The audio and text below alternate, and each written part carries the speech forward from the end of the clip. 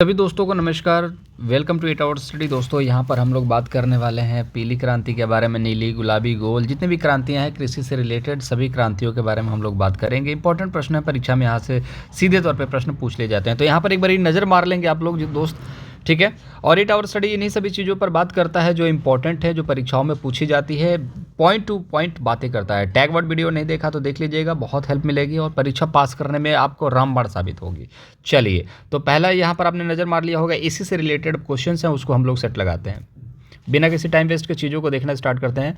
चलिए, पहले हम लोग पेट्रोलियम देख लेते हैं। तो पेट्रोलियम जो है उत्पादन को किस क्रांति के अंतर्गत बढ़ावा दिया जाता है, तो वो आपको याद रखिएगा, वो काली क्रांति है। सिल्वर क्रांति में एग आता है जिसको हम लोग रजत क्रांति कहते हैं। भूरी क्रांति में उर्वरक आता है, ठीक है, याद रखिएगा। गोल क्रांति में आपको देखने को मिलेगा आलू, ठीक है।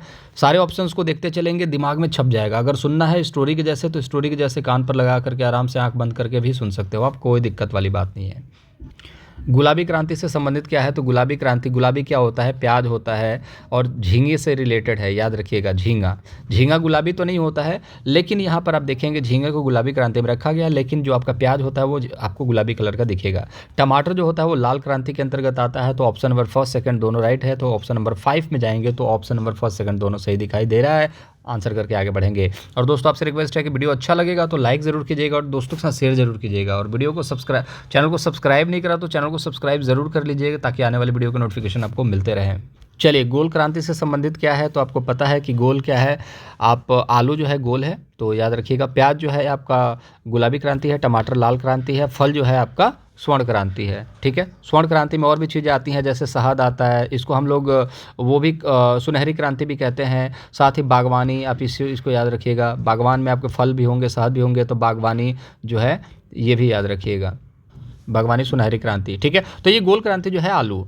सुनहरी क्रांति अभी हमने डिस्कस करी, तो आलू तो गोल क्रांति है, प्याज है आपका गुलाबी क्रांति, टमाटर जो है लाल क्रांति, सेब क्या है, ये तो फल है ना, तो हम इसको फल में काउंट अगर करेंगे तो ये हो जाएगी सुनहरी क्रांति। और साथ ही साथ शहद, हनी, ये भी पूछा जाता है, तो ये भी आपका सुनहरी क्रांति। एक बार यहाँ पर नज़र मारेंगे, गोल्डन फाइबर क्रांति।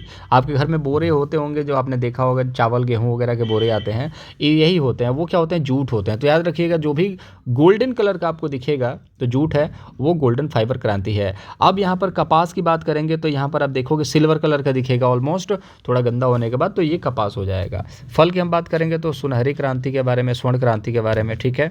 मसाले की बात करेंगे तो वो बादामी क्रांति होती है दोस्त, तो बादाम से कनेक्ट नहीं करेंगे, बादामी क्रांति जो होता है ये आपका यहाँ पर देखने को मिलेगा, बादामी क्रांति, ठीक है।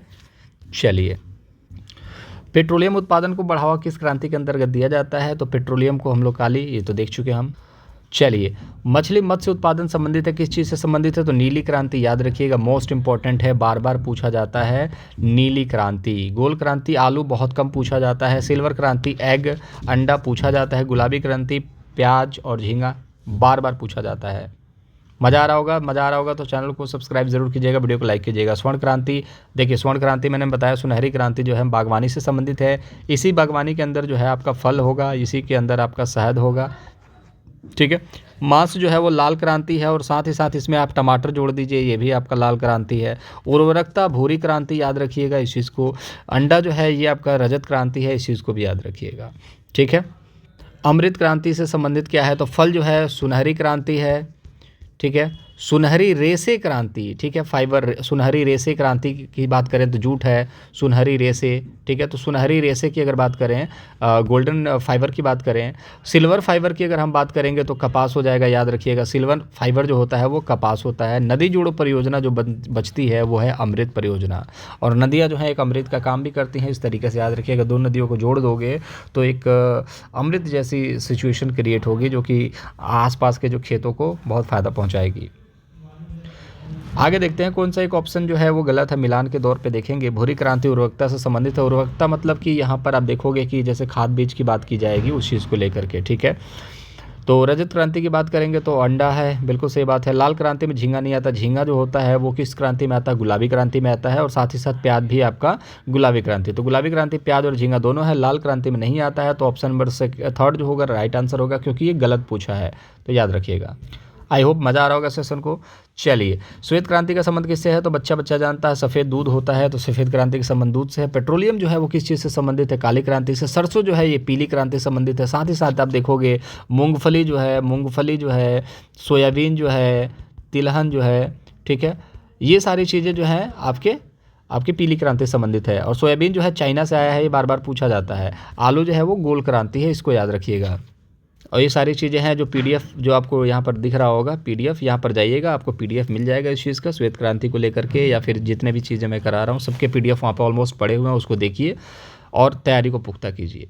हरित क्रांति का संबंध किससे है? तो हरित क्रांति का संबंध जो है फसलों से है, फसलों के पैदावार से। क्वालिटी अच्छी होनी चाहिए, सीड जो है अच्छे हो, आने वाली सीड की नस्लें जो हैं वो अच्छी बनाई जाए ताकि उससे जो पैदावार हो सके अच्छी हो सके। हरित क्रांति बहुत अच्छा एक बूम था, अगर ये नहीं होता तो आज सिचुएशन में भुखमरी हो सकती थी पूरी दुनिया में, इस चीज़ को याद रखिएगा, ठीक है। उर्वरकता से संबंधित क्या है? भूरी क्रांति। दूध से संबंधित है श्वेत क्रांति। मांस से संबंधित है लाल क्रांति, याद रखिएगा।